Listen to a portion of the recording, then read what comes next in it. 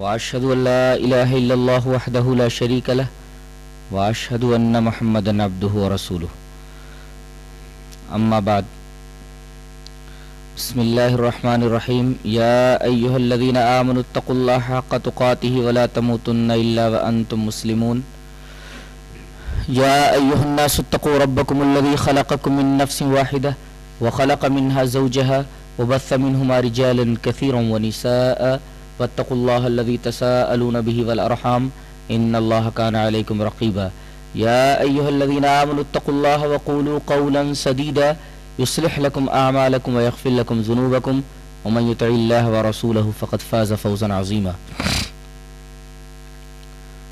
أعوذ بالله من الشيطان الرجيم. من كان يريد حرث الآخرة نزد له في حرثه ومن كان يريد حرث الدنيا نؤته منها وما له في الآخرة من نصیب. حضرات علماء کرام، محترم بزرگوں، نوجوان بھائیوں، پیارے بچوں، پردہ نشین ماں اور بہنوں،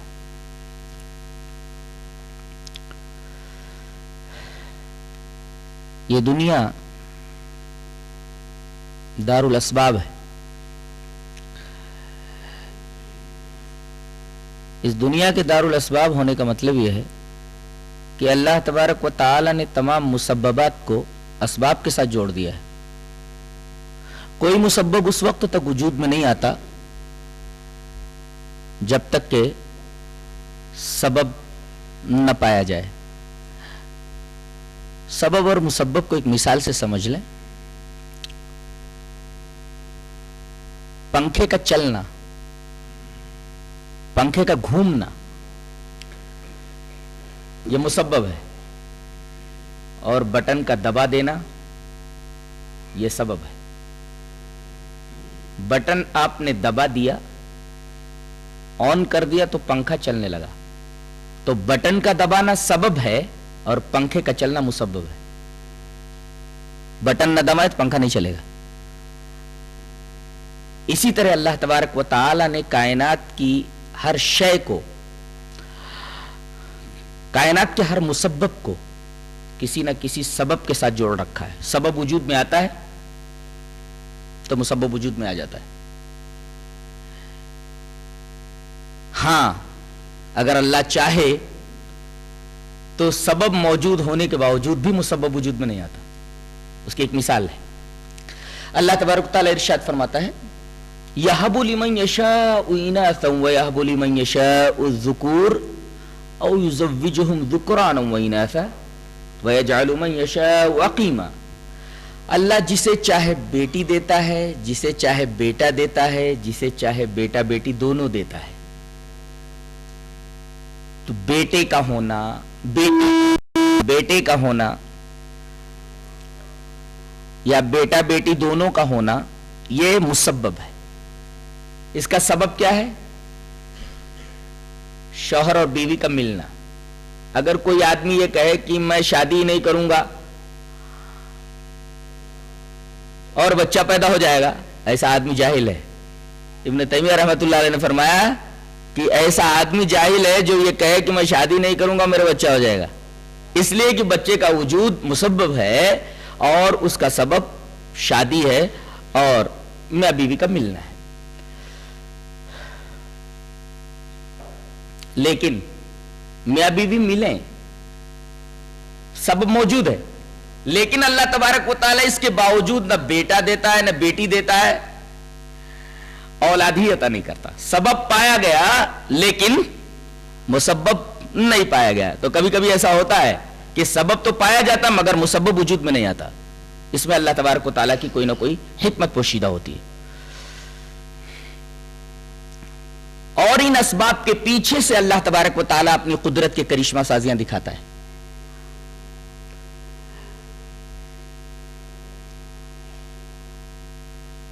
وہ نظر نہیں آتا.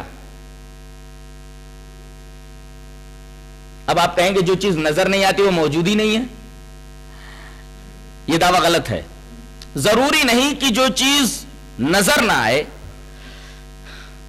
جو چیز دائرے حواس میں نہ آئے،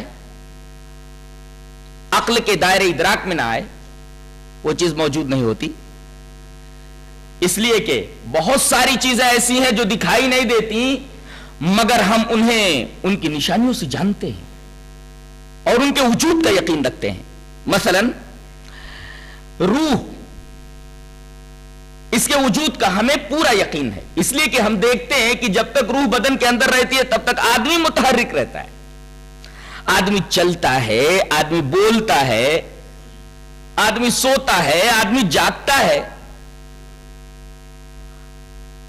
آدمی سوچتا ہے، اور جب یہ چیز نکل جاتی ہے تو آدمی بے حس و حرکت ہو جاتا ہے، ہر چیز ساکت ہو جاتی ہے، ہر چیز ساکن ہو جاتی ہے. اس سے کوئی بھی آدمی یہ پتہ لگا سکتا ہے کہ کوئی چیز اندر تھی جس کی وجہ سے وہ متحرک تھا، اور کوئی چیز تھی باہر نکل گئی جس کی وجہ سے اب یہ غیر متحرک ہے، ساکن ہے، ساکت ہے، بے حس و حرکت ہے، لاش میں تبدیل ہو گیا ہے. یہ کون سی چیز تھی جس کی وجہ سے آدمی متحرک تھا اور کون سی چیز نکل گئی تو لاش میں تبدیل ہو گیا؟ یہ روح ہے. روح کے وجود کا ہمیں یقین ہے. کیا اس کو کسی نے دیکھا ہے؟ نہیں. نہ دیکھنے کے باوجود بھی ہم اس کے وجود کا یقین رکھتے ہیں اس کی نشانیوں کی وجہ سے. ایسے ہی عقل دکھائی نہیں دیتی. عقل کو کسی نے دیکھا ہے؟ نہیں. لیکن عقل کے وجود کا ہم یقین رکھتے ہیں کیونکہ عقل کے وجود پر نشانیاں موجود ہیں. ایک آدمی کو ہم دیکھتے ہیں کہ اچھا پہنتا ہے، اچھی طریقے سے چلتا ہے،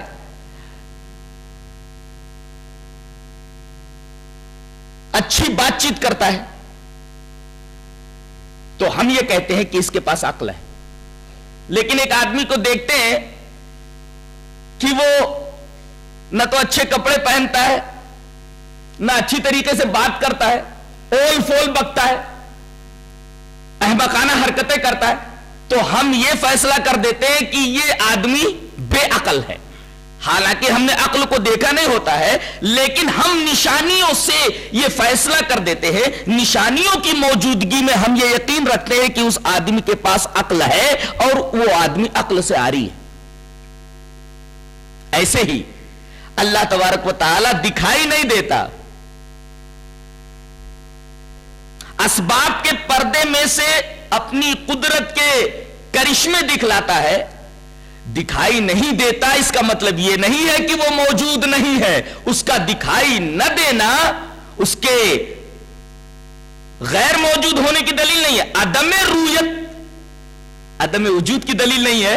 جیسے کسی نے دلی نہ دیکھا ہو تو وہ یہ کہے کہ میں نے دلی دیکھا نہیں ہے، اس وجہ سے دلی موجود نہیں ہے.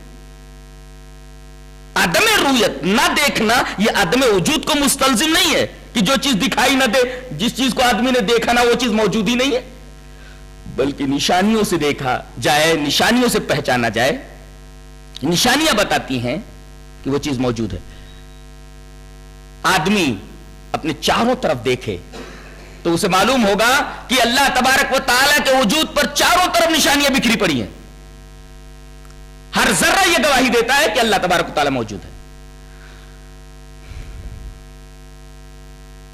کسی شاعر نے بہت اچھا کہا ہے، کہتا ہے حوادثات جہاں میں خدا کو دیکھ لیا، حوادثات جہاں میں خدا کو دیکھ لیا، اڑی جو خاک تو ہم نے ہوا کو دیکھ لیا. ہوا کو کسی نے دیکھا ہے؟ نہیں. لیکن جب مٹی اڑتی ہے، خاک اڑتی ہے فضا میں، تو خاک کی خاصیت کیا ہے؟ پستی. زمین پر رہتی ہے مٹی. خاک کے ذرات کا فضا میں بلند ہونا اس بات کی دلیل ہے کہ پست چیز کو بلندی کی طرف لے جانے والی چیز وہاں موجود ہے، اگرچہ نظر نہیں آ رہی ہے. اور بلندی کی طرف لے جانے والی چیز، فضا میں بکھرانے والی چیز کون سی ہے؟ ہوا. حوادثات جہاں میں خدا کو دیکھ لیا، اڑی جو خاک تو ہم نے ہوا کو دیکھ لیا. جیسے جب دھول اڑتی ہے تو ہم یقین کر لیتے ہیں کہ دھول کے اڑنے کا سبب ہوا ہے، ایسے ہی کائنات کی موجودگی کائنات کے اندر ایک قانون کا ہونا، کائنات کے اندر نظم و ضبط کا ہونا، یہ ساری نشانیاں بتاتی ہیں کہ اس کائنات کا کوئی خالق ہے، کوئی مدبر ہے، کوئی متصرف ہے۔ جو انکار کرے وہ بے عقل ہے۔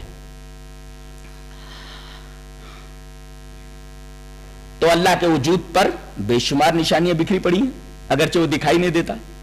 ہاں جنت کے اندر دکھائی دے گا، دنیا کے اندر اس کا دیدار ممکن نہیں ہے۔ حضرت موسیٰ علیہ السلام جب کوہ طور پر گئے، آواز آئی یا موسیٰ انی انا اللہ رب العالمین، اے موسیٰ میں تمام جہانوں کا رب تم سے مخاطب ہوں۔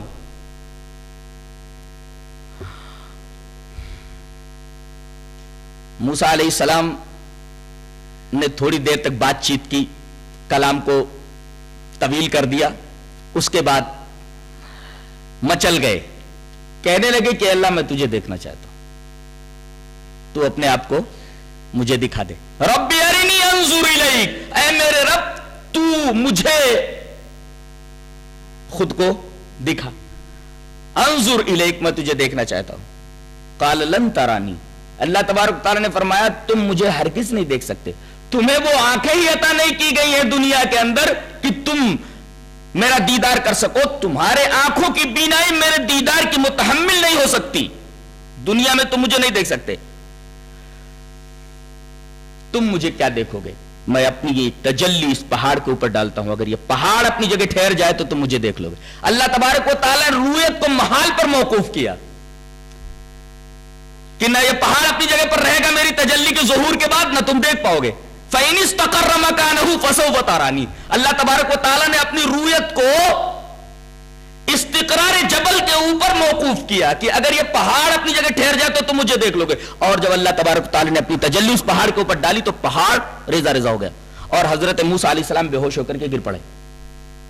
تو دنیا میں تو دیدار الہی ممکن نہیں ہے۔ اسی طریقے سے حدیث عائشہ بھی موجود ہے، وعن عائشہ رضی اللہ تعالی عنہ قالت من حدثك ان محمد رأى ربه فقد كذب وهو يقول لا تدركه الابصار ومن حدثك انه يعلم الغیب فقد كذب وهو يقول لا يعلم الغیب الا اللہ، رواه البخاری فی کتاب التوحید۔ حضرت عائشہ رضی اللہ تعالی عنہ فرماتی ہے تم سے اگر کوئی یہ کہے کہ نبی نے محمد صلی اللہ علیہ وسلم نے اپنی آنکھوں سے اللہ کا دیدار کیا ہے، سر کی آنکھوں سے، تو وہ جھوٹ بولتا ہے، اس لیے کہ دنیا میں موت سے پہلے دیدار الہی ممکن نہیں ہے۔ موسیٰ علیہ السلام نے مطالبہ تو کیا لیکن مطالبہ پورا نہیں کیا گیا۔ ہاں قیامت کے دن جنت میں جانے کے بعد جنت کی سب سے بڑی نعمت کی اس سے بڑی نعمت کوئی ہوگی ہی نہیں، وہ دیدار الہی ہوگی۔ اللہ تبارک و تعالیٰ کے دیدار کے بعد جنت کی ہر نعمت ہیچ معلوم ہونے لگے گی، ہیچ لگے گی۔ اندازہ لگائیے وہ کیسا ہوگا۔ ہر مومن کے دل میں یہ آرزو ہوگی، یہ تمنا ہوگی کہ اس کائنات کو اتنا حسین بنانے والا کتنا جمیل ہوگا، کیسا ہوگا، کہ اس کو دیکھنے کے بعد جنت کی وہ نعمتیں جن کے بارے میں اللہ تبارک و تعالیٰ نے ارشاد فرمایا کہ فَلَا تَعْلَمُ النَّفْسُ مَا أُخْفِيَ لَهُم مِّن قُرَّةِ أَعْيُنٍ جَزَاءً بِمَا كَانُوا يَعْمَلُونَ، کہ کسی نفس کو یہ علم نہیں ہے کہ اللہ تبارک و تعالیٰ نے جنت میں جنتیوں کی آنکھوں کی ٹھنڈک کے لیے کیا کیا چیزیں، کیا کیا نعمتیں تیار کر رکھی ہیں۔ اتنی عظیم نعمتیں ہیچ لگنے لگے دیدار الہی کے سامنے، تو اندازہ لگائیے کہ اللہ تبارک و تعالیٰ کے جمال کا عالم کیا ہوگا۔ لیکن وہاں بھی ادراک نہیں ہو سکتا، نظر ہوگی۔ ادراک کا مطلب کیا ہوتا ہے؟ پوری طریقے سے دیکھ لینا، لیکن پوری طریقے سے وہاں بھی نہیں دیکھ پائیں گے، ہم نظر کریں گے۔ نظر کا مطلب آنکھ سے دیکھنا۔ جیسے ہم 14ویں رات کے چاند کو دیکھتے ہیں، کیسا نظر آتا ہے؟ ایک تھالی کی طرح، پورا کا پورا ایک تھالی کی طرح نظر آتا ہے۔ اور کبھی کبھی تو اس کا عکس پانی کے اندر جب نظر آتا ہے تو بالکل وہ چھوٹی سی تشتری کی طرح ہوتا ہے۔ تو کیا کوئی عقل مند یہ کہہ سکتا ہے کہ چاند تشتری کی طرح ہے؟ تشتری اتنا بڑا ہے؟ نہیں، وہ ایک بہت بڑا کوڑا ہے جو ہماری زمین کے ارد گرد گردش کر رہا ہے۔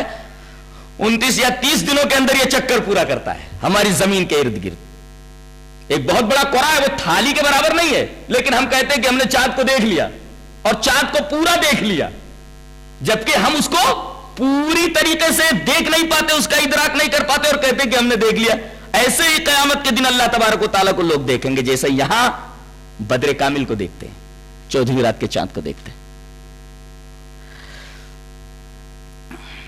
جو جس طریقے سے اللہ کے وجود پر نشانیاں موجود ہیں، اسی طریقے سے اللہ تبارک و تعالیٰ کی وحدانیت کے اوپر بھی نشانیاں موجود ہیں۔ ہم یہ دیکھتے ہیں کہ سورج ہمیشہ سے مشرق سے نکلتا مغرب میں ڈوب جاتا ہے۔ موسموں کے تغیرات جیسے پہلے تھے ویسے اب بھی ہیں، جاڑا گرمی برسات پورے تسلسل کے ساتھ ہر سال آتے ہیں، ان میں کوئی تغیر نہیں ہوتا۔ ناریل کے درخت پہ ہم ناریل کا پھل ہی دیکھتے ہیں، آم کے درخت کے اوپر ہم آم لگا ہوا ہی دیکھتے ہیں، کدو کی بیل کے اوپر کدو ہی لٹکتا ہوا دیکھتے ہیں، چیکو کے درخت کے اوپر ہم چیکو ہی دیکھتے ہیں۔ اگر اس کائنات کے اندر اور کئی الہ ہوتے، دیوی دیوتا ہوتے، تو ہم یہ دیکھتے کہ ناریل توڑنے کے لیے گئے تو وہاں کوئی کدو لٹکا ہوا تھا، اس لیے کہ کسی دیوتا نے اپنا تصرف کر دیا تھا، ناریل کے درخت پر کدو لٹکا دیے تھے۔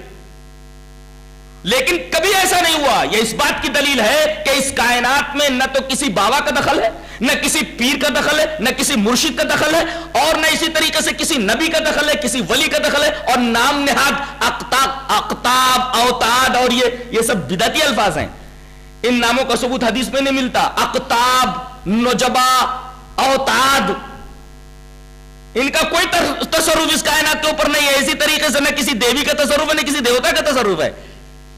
اس کائنات کی یکسانیت بتا رہی ہے، وحدت بتا رہی ہے کہ اس کائنات کے پیچھے ایک ہی ہستی موجود ہے، واحد ہستی موجود ہے، احد ہستی موجود ہے۔ نہیں تو کبھی ایسا ہوتا کہ سورج مشرق سے نہ نکل کر کے مغرب سے نکلتا اور مشرق میں ڈوبتا، لیکن کبھی اس کے خلاف نہیں ہوا۔ کیا یہ اس بات کا ثبوت نہیں کہ اللہ تبارک و تعالی ہی اس کائنات میں متصرف ہے؟ اور صرف ایک جملے میں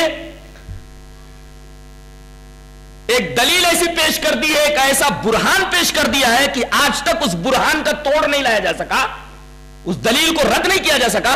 17ویں پارے کے اندر اللہ نے فرمایا لَوْ كَانَ فِيهِمَا آلِهَةٌ إِلَّا اللَّهُ لَفَسَدَتَا، اگر اس کائنات کے اندر اللہ کے علاوہ اور بھی معبود ہوتے زمین اور آسمان کے اندر کائنات میں، تو نظام عالم تباہ و برباد ہو جاتا، نظام عالم کے اندر فساد ہو جاتا۔ نظام عالم کے اندر فساد نہ ہونا، وحدت ہونا، ایک واحد ہستی، ایک احد ہستی کے موجود ہونے کی دلیل ہے۔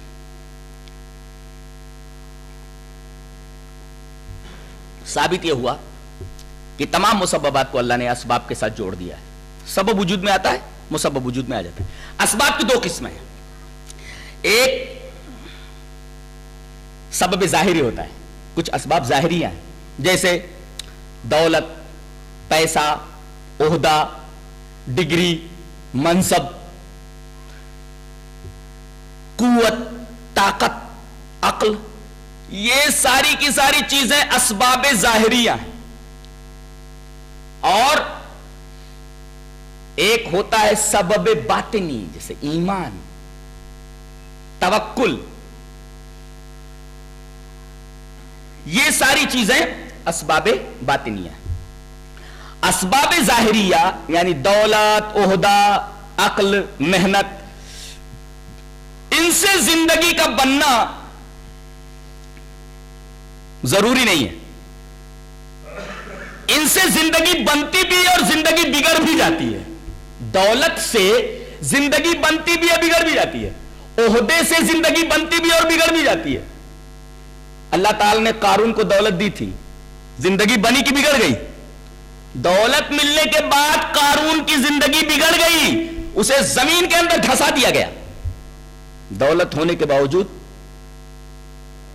اس کی زندگی بگڑ گئی۔ حامان کو اللہ تبارک و تعالی نے وزارت دی تھی، فرعون کا وزیر تھا، وزارت بہت بڑا عہدہ ہے، اس عہدے کے ملنے کے بعد حامان کی زندگی بگڑی یا بنی؟ بگڑ گئی، اس کی زندگی خراب ہو گئی۔ اور وہی وزارت حضرت یوسف کو ملتی ہے، حضرت یوسف علیہ السلام کی زندگی بن گئی۔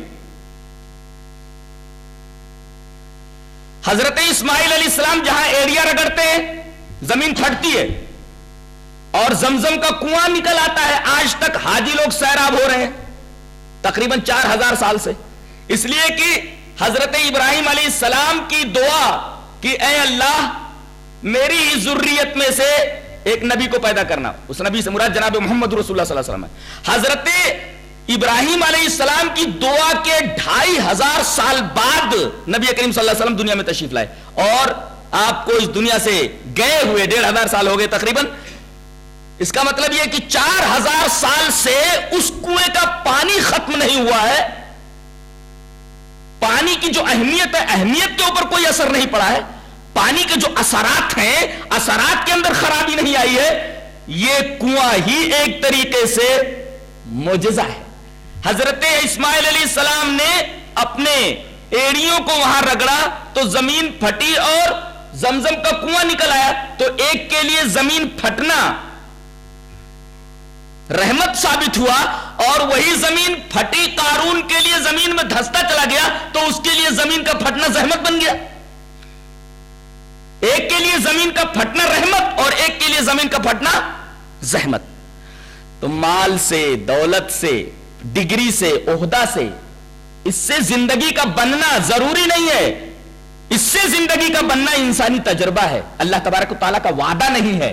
لیکن اسباب باطنیہ سے, ایمان سے, اخلاق سے, توحید سے, اچھے اعمال سے, جو اسباب باطنیہ ہیں ان سے زندگی کا بننا یہ لازم ہے. یہ اللہ تبارک و تعالیٰ کا وعدہ ہے کہ کوئی آدمی میرے اوپر ایمان لائے, اعمال صالحہ کرے, میں اس کی زندگی بناتا ہوں. اس سے زندگی کا بننا اللہ تبارک و تعالیٰ کا وعدہ ہے.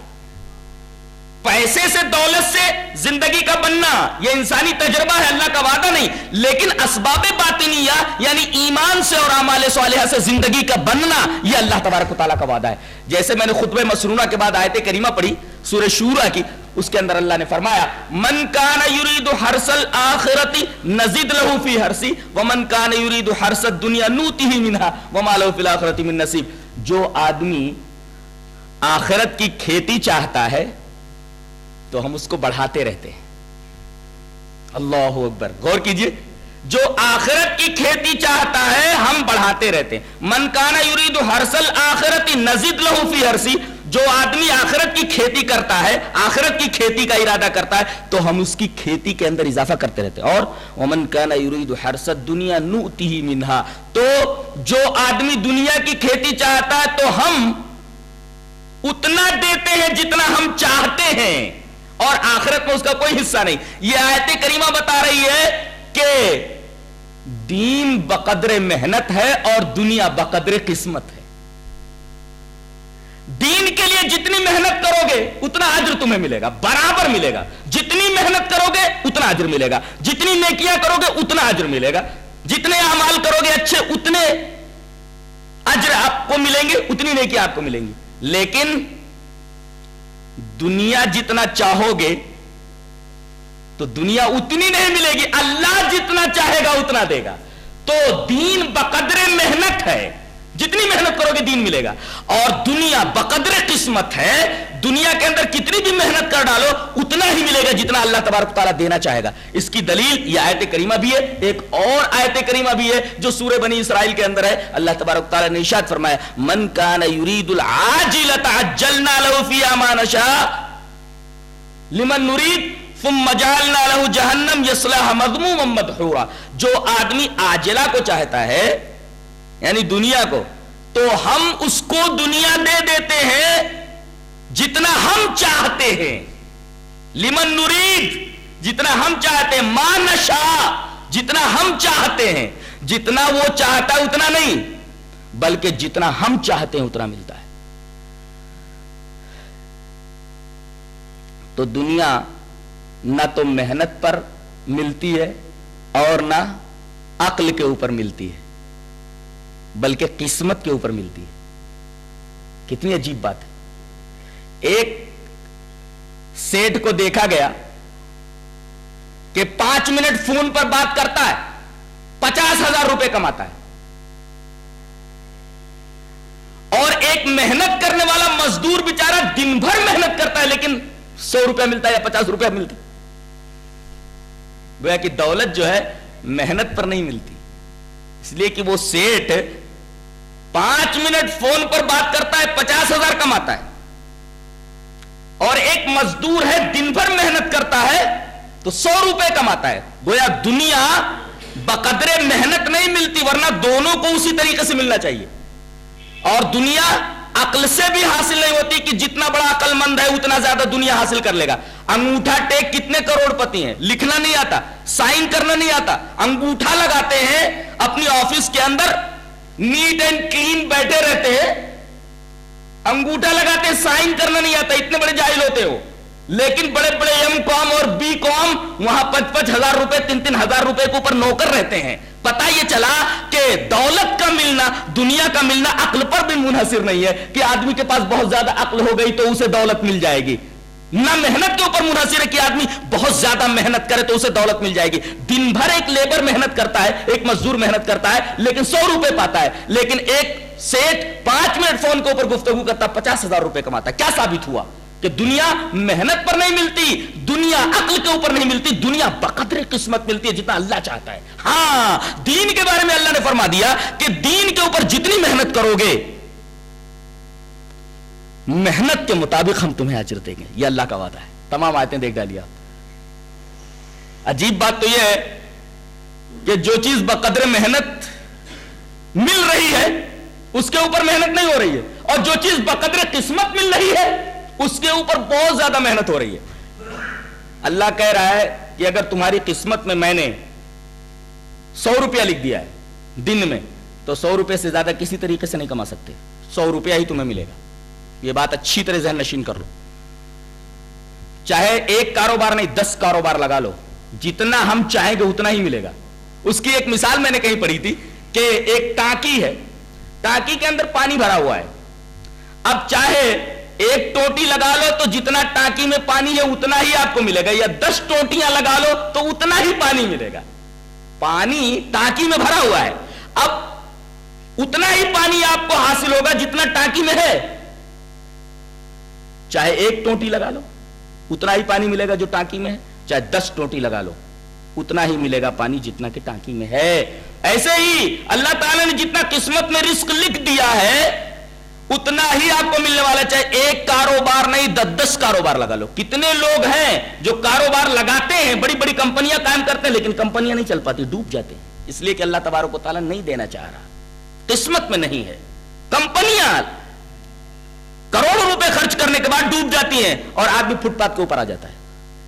یہ واقعات بھی بتاتے ہیں، اور قرآن کی آیت کریمہ بتا رہی ہے، اس طریقے کی تمام آیتیں بتاتی ہیں کہ دنیا بقدر قسمت ملتی ہے، محنت نہیں، عقل کے اوپر نہیں۔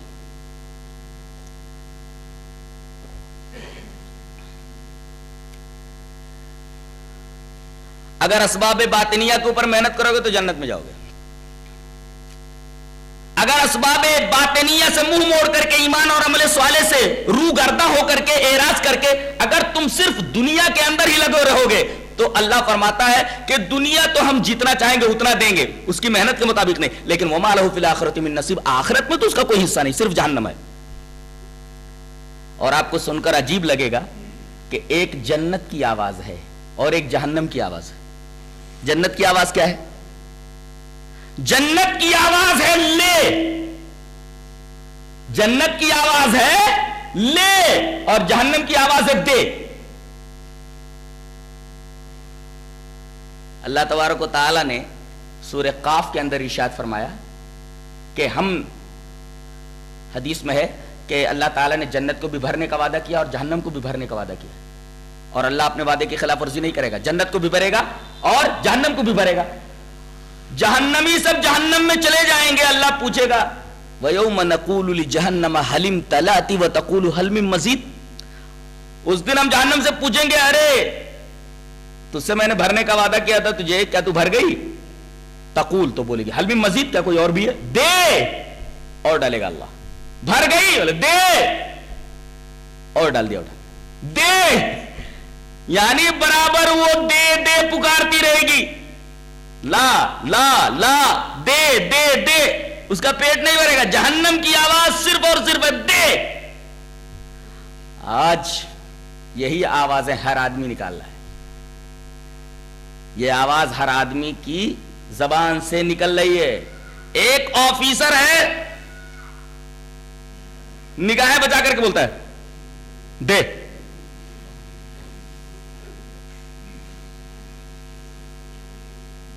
کسی کو بھی دیکھ لو ادھر ادھر دیکھے گا کہتے دے, کوئی یہ نہیں کہتا لے.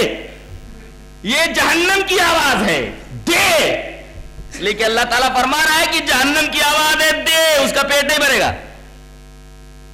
تو انسان جو دے کو اپنی عادت بنا لے اس کا پیٹ جہنم ہے, کبھی بھرنے والا نہیں ہے.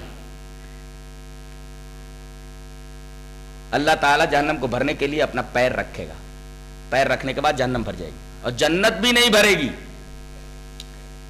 لیکن جنت کا عالم دوسرا ہے. اللہ تبارک و تعالیٰ وہاں مخلوق کو دوسری پیدا کر کے جنت میں بسا دے گا, اس طرح جنت بھر جائے گی. تو قرآن حکیم کہتا ہے کہ جہنم کی آواز ہے دے, جنت کی آواز کیا ہے وہ دیکھو. اللہ تبارک و تعالیٰ فرماتا ہے لہم فیہا ما یشاؤون, جنت کے اندر وہ جو چاہیں گے وہ سب انہیں ملے گا. لہم فیہا ما یشاؤون, جنت میں جو یہ چاہیں گے سب ملے گا. ولدینا مزید, اور بھی ہماری طرف سے زیادہ ہے.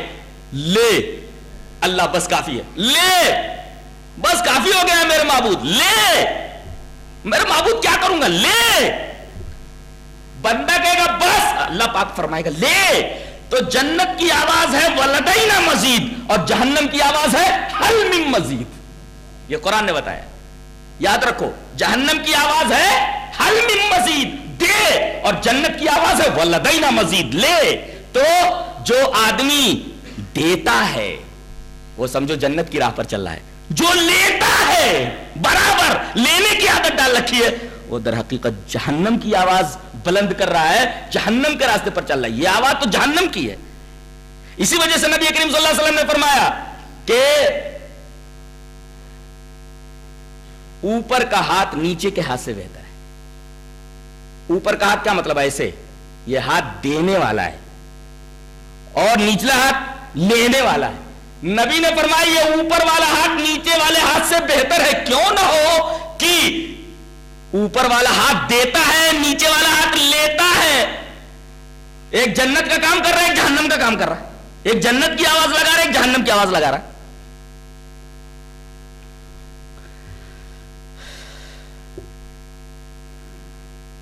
اللہ تبارک و تعالیٰ نے یہ بھی ارشاد فرمایا کہ تمہیں کبھی کبھی دھوکہ ہو جاتا ہے یہ دیکھ کر کے کہ بہت سارے لوگ اللہ کی نافرمانی کرتے ہوئے بہت عیش و آرام سے رہ رہے ہیں. جتنی نافرمانی کر رہے ہیں دنیا اتنی ہی زیادہ انہیں مل رہی ہے. اللہ, آیت کریمہ نے اس کی وجہ بتائی ہے, اس کا انجام بتایا, اور حدیث پاک میں اس آیت کریمہ کی شرح آئی ہے. پہلے وہ آیت کریمہ پڑھتا ہوں, اس کے بعد جو حدیث پاک ہے اس کی شرح میں وہ پیش کرتا ہوں. آیت کریمہ یوں ہے فَلَمَّا نَسُوا مَا ذُكِّرُوا بِهِ فَتَحْنَا عَلَيْهِمْ أَبْوَابَ كُلِّ شَيْءٍ حَتَّى إِذَا فَرِحُوا بِمَا أُوتُوا أَخَذْنَاهُمْ بَغْتَةً فَإِذَا هُمْ مُبْلِسُونَ. جس چیز کے یاد کرنے کا انہیں حکم دیا گیا تھا جب وہ بھول گئے تو ہم نے ان کے اوپر ہر چیز کے دروازے کھول دیے, اور جب جو انہیں دیا گیا اس پر اترانے لگے تو اچانک ہم نے ان کو پکڑ لیا, حیران رہ گئے. یہ آیت کریمہ ہے. اس کی شرح مسند احمد کے اندر آئی ہے حضرت عقبہ ابن عامر سے. روایت اس طرح ہے وعن عقبہ ابن عامر رضی اللہ تعالی عنہ قال قال رسول اللہ صلی اللہ علیہ وسلم اذا رأيت اللہ یعطی من العبد من الدنیا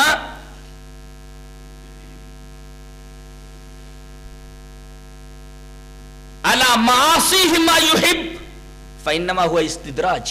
وتلا رسول اللہ صلی اللہ علیہ وسلم فلما نسوا ما ذكروا به فتحنا عليهم ابواب كل شيء حتى اذا فرحوا بما اوتوا اخذناهم بغتة فاذا هم مبلسون. رواه احمد في مسنده. حضرت امام احمد بن حنبل اس حدیث پاک کو مسند احمد میں لائے.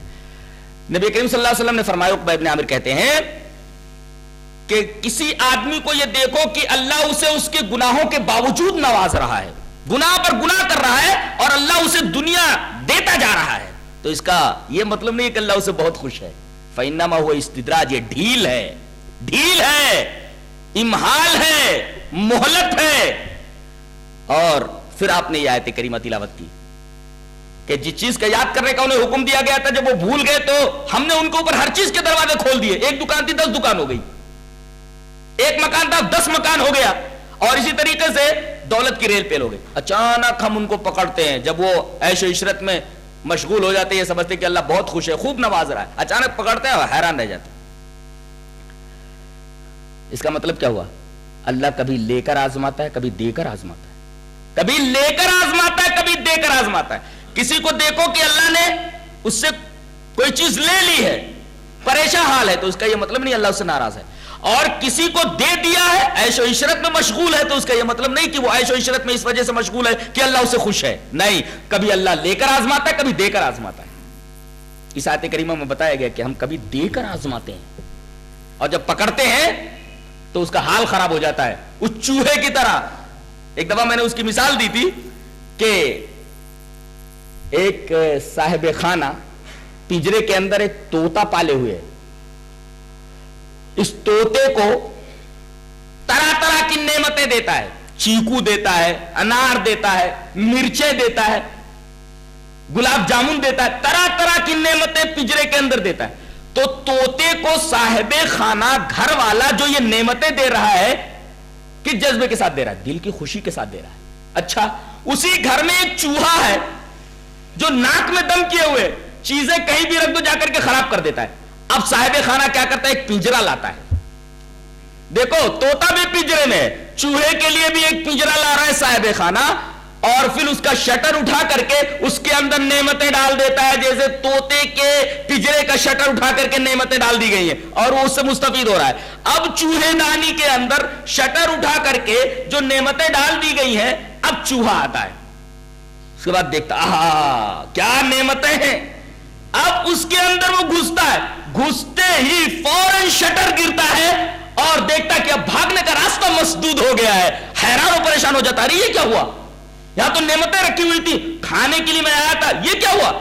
अब तो भागने का रास्ता ही बंद हो गया है। अब बच्चे पिंजरे को उठाते हैं, बाहर जाकर के दे दे ऐसी मार लगाते हैं, मार ही डालते हैं। तो देखो, तोते को जो नेमतें पिंजरे में दी जा रही है दिल की खुशी के साथ साहिबे खाना के, और चूहे के पिंजरे के अंदर वही नेमतें रखी गई है दिल की नारजामंदी के साथ। तो कहीं ऐसा तो नहीं कि आदमी को नेमतें दी गई है उस चूहे की तरह कि पिंजरे के अंदर नेमतें रख दी गई हैं। बहुत सारे लोगों को अल्लाह इस तरह नेमतें देता है, दिल की नारजामंदी के साथ। अल्लाह तबारक व तआला उसे तबाह करने के लिए ये नेमतें देता है, इसलिए कि वो नेमतें चूहे की तबाही का सबब बन गई हैं। चूहा घुसा कि शटर गिर गया, ये नेमतें उसकी तबाही का सबब बन गई। और बिल्कुल वही अंदाज, फ़अख़ज़नाहुम बग़ततन, अचानक हम उनको पकड़ते तो हैरान रह जाते। शटर चूहेदानी का अचानक गिरता है और चूहा हैरान और परेशान हो जाता है, ये क्या हुआ? और उसके बाद उसको मार डाला जाता है, खत्म कर दिया जाता है।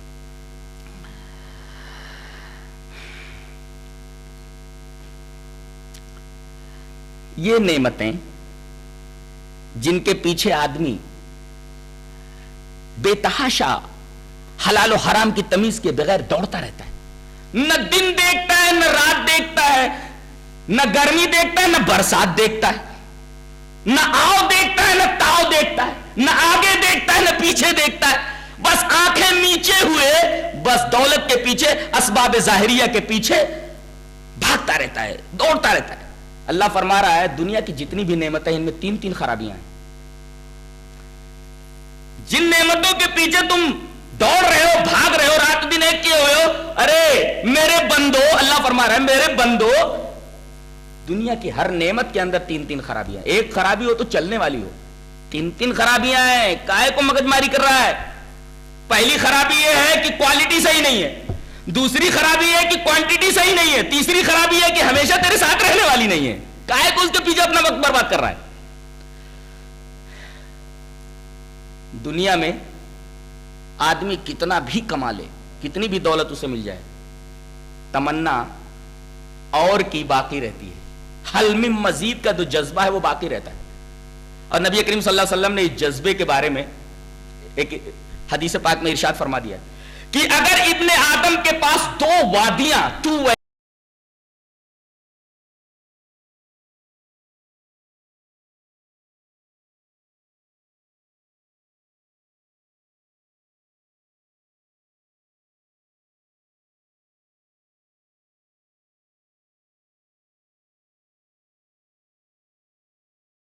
کریم صلی اللہ علیہ وسلم نے اس جذبے کے بارے میں ایک حدیث پاک میں ارشاد فرما دیا کہ اگر ابن آدم کے پاس 2 وادیاں 2 ویلیز آف گولڈ 2 وادیاں سونے کی مل جائے تو لبتغا ثالثاً تو تمنا کرے گا کہ تیسری وادی بھی سونے کی مل جائے.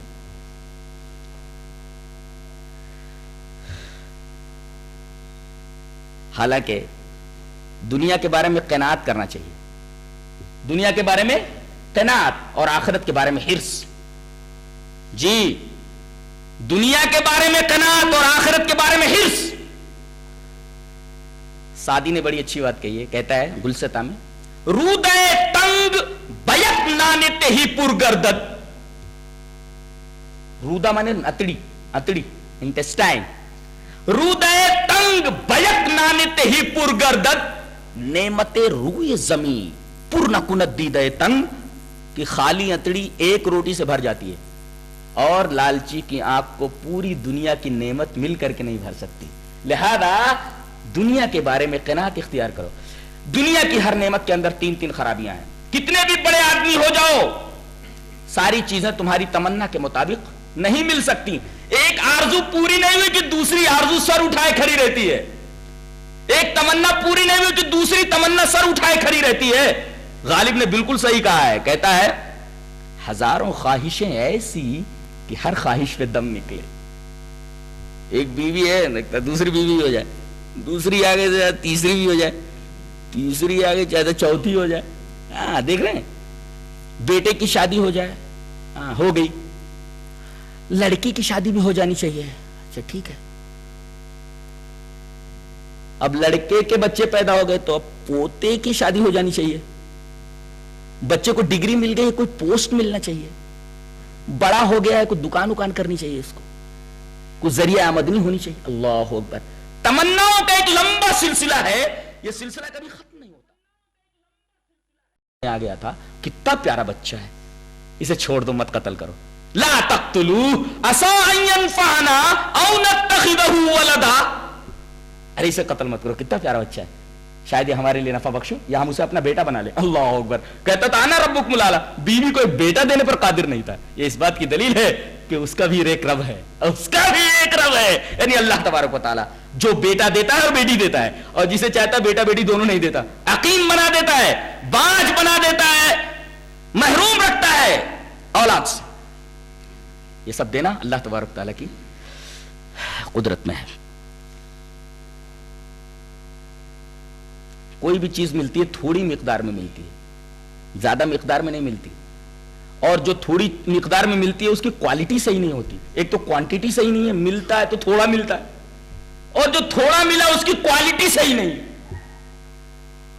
مثلا جوانی ملی کتنے اچھے ایام ہوتے, بڑے حسین ایام ہوتے ہیں جوانی کے, لیکن کچھ دنوں کے بعد بال سفید ہو جاتے ہیں اور اس کے بعد کھاٹ پر بیٹا کھانستا رہتا ہے. نعمت ہاتھ سے نکل گئی. ملی نعمت تو کوانٹیٹی صحیح نہیں, اور کوانٹیٹی جو تھوڑی بہت ملی تھی اس کی کوالٹی صحیح نہیں ہے. اور اس کے باوجود جو کچھ الٹا پلٹا ملا وہ ہمیشہ رہنے والا نہیں. اللہ فرما رہا ہے ہماری جنت کے اندر آؤ, کوالٹی بھی دیتے ہیں, کوانٹیٹی بھی دیتے ہیں, اور ابدیت بھی دیتے ہیں. تینوں چیزیں دیتے ہیں. دنیا کی ہر نعمت کے اندر یہ 3 خرابیاں. اللہ فرما رہا ہے سورہ محمد کے اندر, ارشاد فرماتا ہے مثل الجنت التي وعد المتقون فيها انهار من ماء غير آسن وانهار من لبن لم يتغير طعمه وانهار من خمر لذة للشاربين وانهار من عسل مصفى. اللہ اکبر. اس جنت کی مثال جسے دینے کا اللہ تبارک تعالی نے متقیوں سے وعدہ فرمایا ہے, اس کے اندر پانی کی نہریں ہیں. تم ایک ٹانکی پانی کے لیے ترستے ہو, آؤ ہماری جنت کے اندر پانی کی نہر نہیں, انہار پانی کی نہریں ہیں. یہ ہے کوانٹیٹی. ایک ٹانکی پانی کو ترستے ہو تم, آؤ ہماری جنت کے اندر ہم تمہیں نہریں دیتے ہیں پانی کی. فیہا انہار من ماء, پانی کی نہریں. یہ تو ہوا کوانٹیٹی, نہریں. اللہ اکبر. اور کوالٹی کیا ہے, غیر آسن. ایک ٹانکی پانی رکھ کر کے بند کر کے رکھ دو, 2 مہینے کے بعد دیکھو اس میں کیڑے کتنے پڑ جاتے ہیں, پیو تو بیمار ہو جاؤ گے. اللہ فرما رہا ہے نہریں دیں گے ہم, یہ کوانٹیٹی ہے, اور غیر آسن یہ پانی کبھی خراب نہیں ہوگا, کبھی سڑے گا نہیں. یہ کوالٹی ہے ہماری, کوانٹٹی بھی دے رہے ہیں اور کوالٹی بھی دے رہے ہیں. اللہ فرما رہا ہے تم ایک گلاس پیور دودھ کے لیے 1 لیٹر پیور دودھ کے لیے ترستے ہو.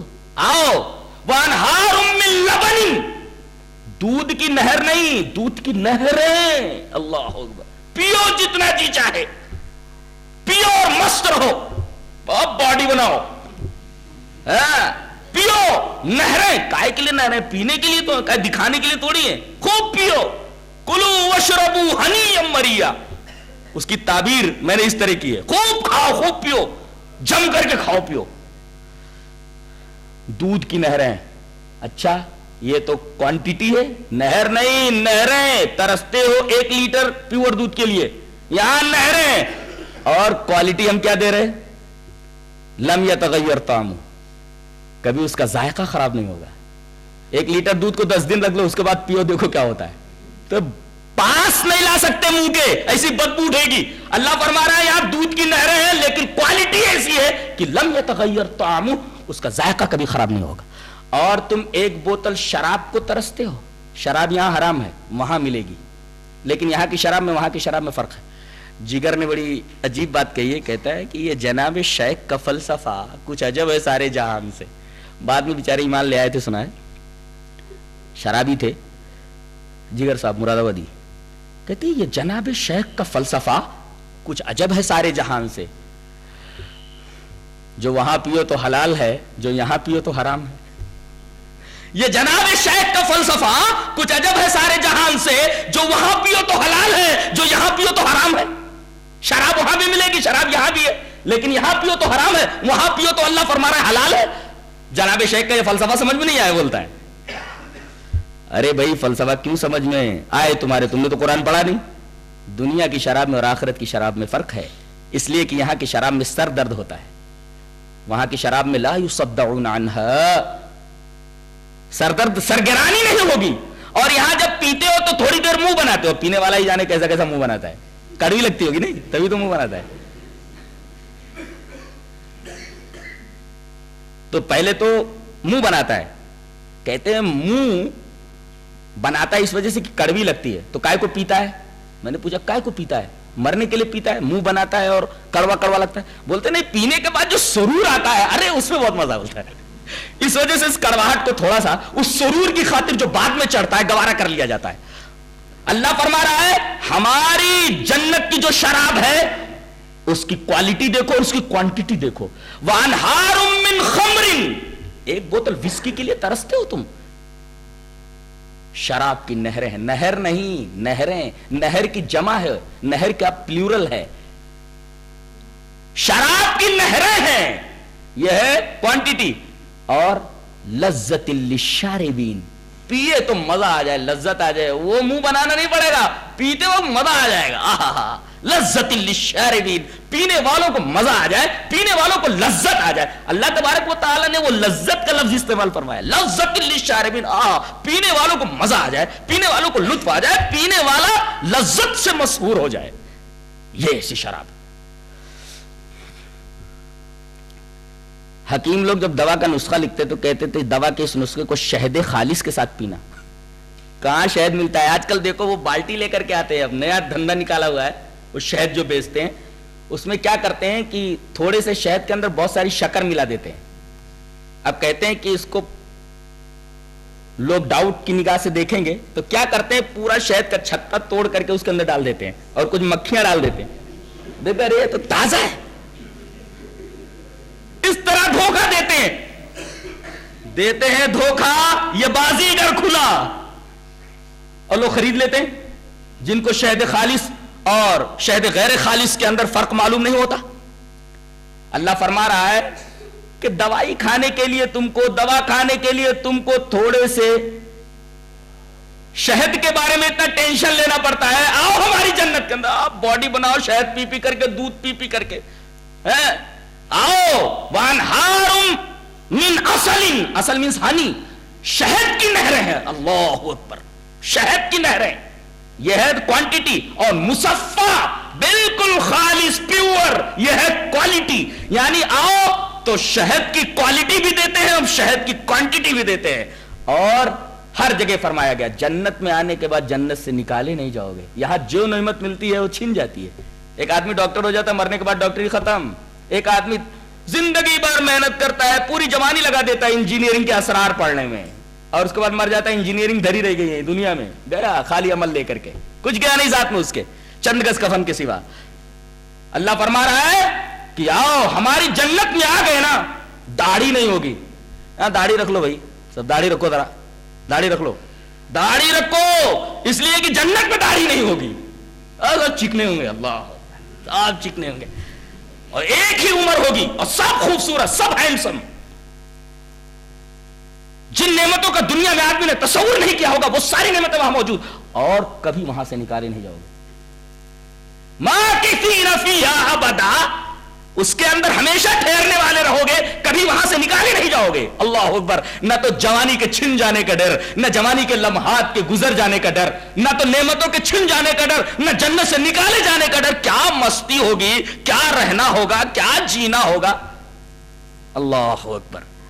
اللہ فرما رہا ہے جن نعمتوں کے پیچھے تم پڑے ہوئے ہو، ان نعمتوں کے اندر تین خرابیاں ہیں. ہماری جنت حاصل کر لو، جو نعمت ملے گی یہ تینوں خرابیاں نہیں ہوں گی، تین خوبیاں ہوں گی. وہاں کوالٹی ہوگی، کوانٹٹی ہوگی، اور ابدیت ہوگی، کبھی ختم نہیں ہوگی. اب یہ جنت کیسے ملے گی؟ جنت کیسے ملے گی؟ جس سبب سے نکالے گئے ہو اس کا الٹا سبب اختیار کرو. اللہ تبارک و تعالیٰ نے کہا کہ اس درخت کے قریب مت جانا، یعنی احکام خداوندی کی پیروی کرو، جنت میں چلے جاؤ گے. احکام خداوندی کی خلاف ورزی کرو گے، جنت میں کبھی نہیں جاؤ گے. گویا جنت میں دخول کا سبب عمل صالح ہے. اللہ تبارک و تعالیٰ نے جنت میں دخول کو، جزا کو عمل صالح کا سبب بنایا. جزا یہ مسبب ہے اور عمل صالح سبب ہے. اس سبب سے تم جنت میں جاؤ گے. جزاء بما کانوا یعملون، جنت بدلہ ہے ان لوگوں کے لیے جو اچھے عمل کرتے. اچھا عمل سبب ہے اور جزا جنت یہ مسبب ہے. سبب وجود میں نہیں آئے گا، مسبب وجود میں نہیں آ سکتا. اللہ تبارک و تعالی ہمیں اچھی سمجھ اور اچھے عمل کی توفیق عطا فرمائے. وآخر دعوانا الحمدللہ رب العالمین.